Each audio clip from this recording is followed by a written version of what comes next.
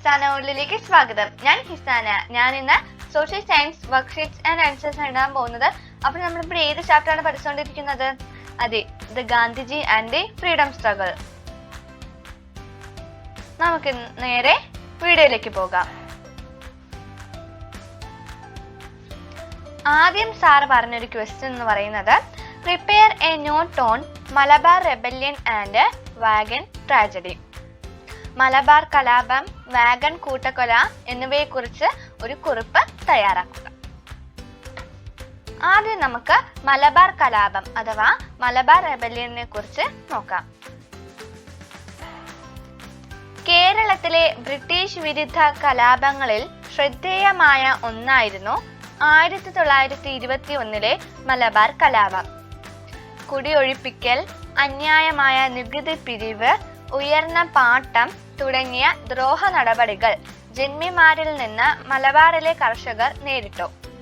ജന്മിമാരുടെ കർഷക ദ്രോഹ പ്രവർത്തനങ്ങൾക്ക് ബ്രിട്ടീഷുകാർ പിന്തുണ നൽകി. കർഷകരിൽ അധികവും മാപ്പിളമാർ മുസ്ലിങ്ങൾ ആയിരുന്നു. ബ്രിട്ടീഷുകാരോടും ജന്മിമാരോടുമുള്ള എതിർപ്പ് കർഷകർക്കിടയിൽ രൂക്ഷമായി നിൽക്കവേ പൂക്കോട്ടൂർ ഖിലാഫത്ത് കമ്മിറ്റി സെക്രട്ടറി വടക്കേ വീട്ടിൽ മുഹമ്മദിനെ അറസ്റ്റ് ചെയ്യാൻ എത്തിയ പോലീസിനെ ജനങ്ങൾ തടഞ്ഞു. ഖിലാഫത്ത് നേതാവായിരുന്ന അലി മുസ്ലിയാരെ അറസ്റ്റ് ചെയ്തു എന്നുള്ള തെറ്റായ വാർത്തയും പരന്നു. ഇതോടെ മലബാറിലെ ഏറനാട്, വള്ളുവനാട്, പൊന്നാനി താലൂക്കുകളിൽ കലാപം തുടങ്ങി. ബ്രിട്ടീഷുകാരുടെ സഹായികളായി പ്രവർത്തിച്ച ജന്മിമാർക്കെതിരെയും കലാപകാരികളുടെ രോഷം ആളിക്കത്തി. കലാപത്തിന് നേതൃത്വം നൽകിയ ആലി മുസ്ലിയാർ, വാര്യം കുന്നത്ത് കുഞ്ഞഹമ്മദ് ഹാജി തുടങ്ങിയവരെ ബ്രിട്ടീഷുകാർ വധിച്ചു. നമുക്കിനി ഇംഗ്ലീഷ് നോക്കാം. The Malabar Rebellion in 1921 was a remarkable anti-British rebellion in Kerala. The tenants of Malabar faced several acts of injustice from the landlords, like eviction from agricultural land, imposition of heavy taxes, and unaffordable share of the net agricultural produce. That means പാട്ടം. The British officials supported such actions of the landlords. Majority of the farmers were Mappilas, that means Muslims.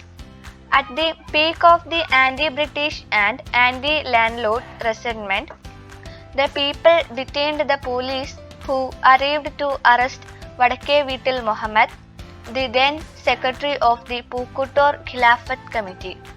There also spread a rumor that Ali Musliar, a leader of the Khilafat movement, was arrested.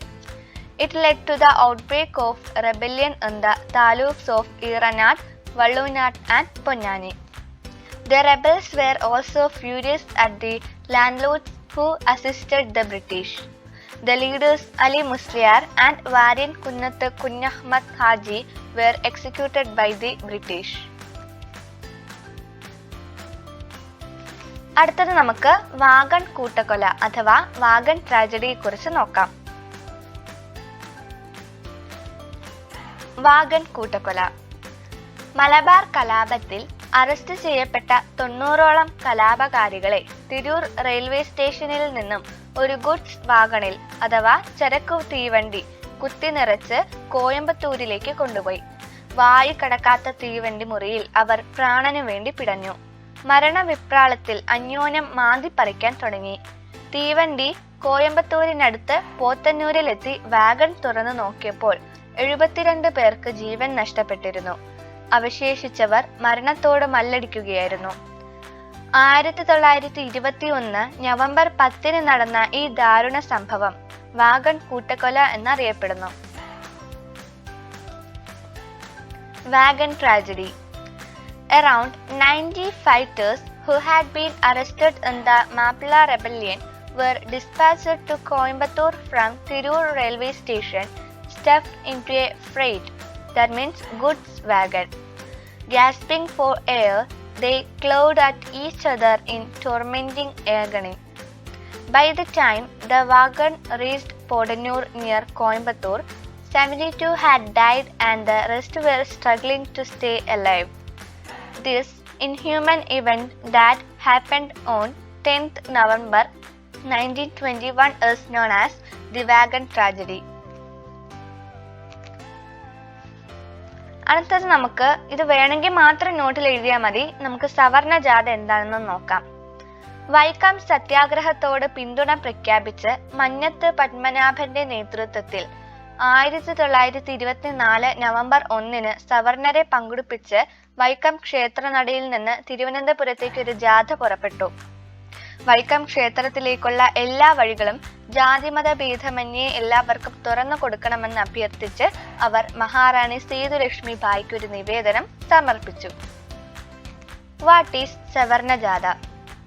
Extending support to the Vaikam Satyagraha, a procession of Savarnas, that means upper caste Hindus, led by Mannath Padmanabhan, set out from the Vaikam temple to the Thiruvananthapuram on 1st November 1924.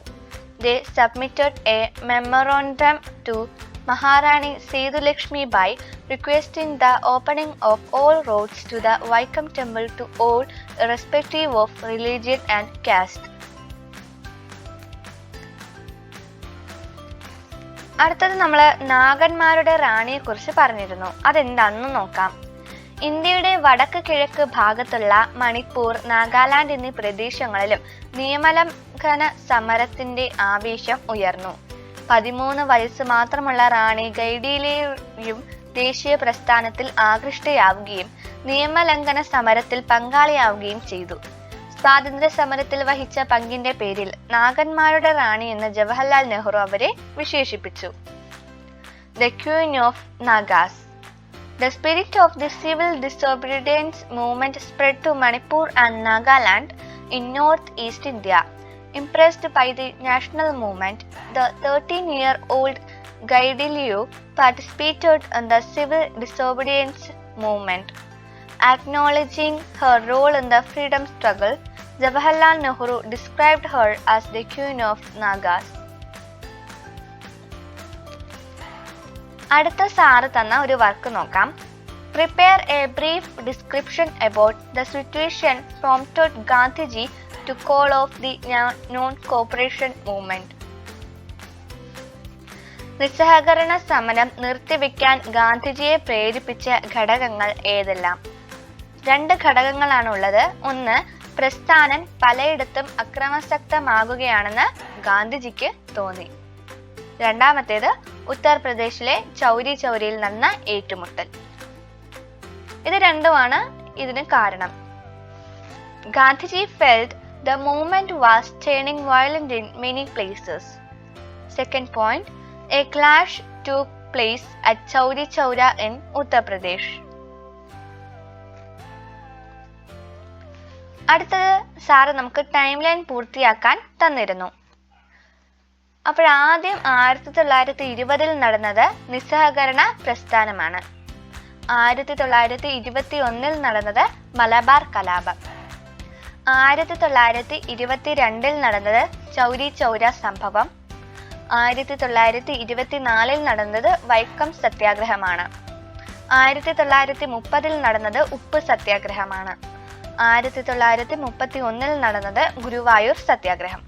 അവിടെ 1920 നടന്നത് നിസ്സഹകരണ പ്രസ്ഥാനം, 1921 നടന്നത് മലബാർ കലാപം, 1922 നടന്നത് ചൗരി ചൗര സംഭവം, 1924 നടന്നത് വൈക്കം സത്യാഗ്രഹം, 1930 നടന്നത് ഉപ്പ് സത്യാഗ്രഹം, 1931 നടന്നത് ഗുരുവായൂർ സത്യാഗ്രഹം. ഉപ്പ് സത്യാഗ്രഹത്തിന് പകരം ദണ്ഡിയാത്ര എന്ന് എഴുതാം. Complete the time line. 1920 നടന്നത് നോൺ കോപ്പറേഷൻ മൂവ്മെന്റ് ആണ്. 1921 നടന്നത് മലബാർ റെബല്യൻ. 1922 നടന്നത് ചൗരി ചൗര ഇൻസിഡന്റ്. 1924 നടന്നത് വൈക്കം സത്യാഗ്രഹ. 1913 നടന്നത് ഡണ്ടി മാർച്ചാണ് അഥവാ ഉപ്പു സത്യാഗ്രഹ. 1931 നടന്നത് ഗുരുവായൂർ സത്യാഗ്രഹം. അപ്പോൾ ഏതൊക്കെയാണ്? 1920 നടന്നത് നോൺ കോപ്പറേഷൻ മൂവ്മെന്റ്, 1921 നടന്നത് മലബാർ റെബല്യൻ, 1922 നടന്നത് ചോരി ചൗര ഇൻസിഡന്റ്, 1924 നടന്നത് വൈക്കം സത്യാഗ്രഹ, 1930 നടന്നത് ഡൻഡി മാർച്ച് അഥവാ ഉപ്പു സത്യാഗ്രഹ, 1931 നടന്നത് ഗുരുവായൂർ സത്യാഗ്രഹ. അപ്പോൾ ഇത്ര ഉണ്ടായിരുന്നുള്ള ഇന്നത്തെ വീഡിയോ. നിങ്ങൾക്ക് ഈ വീഡിയോ ഇഷ്ടമാണെങ്കിൽ പ്ലീസ് എൻ്റെ ചാനൽ സബ്സ്ക്രൈബ് ചെയ്യുക. കൂടുതൽ വീഡിയോസിനായിട്ട് അടുത്ത് കാണുന്ന ബെല്ലൈക്കൺ നിൽക്കാൻ മറക്കരുത്. ലൈക്ക് ചെയ്യാനും ഷെയർ ചെയ്യാനും മറക്കണ്ട. അടുത്ത വീഡിയോയിൽ വീണ്ടും കാണാം. അതുവരേക്കും ബൈ ബൈ.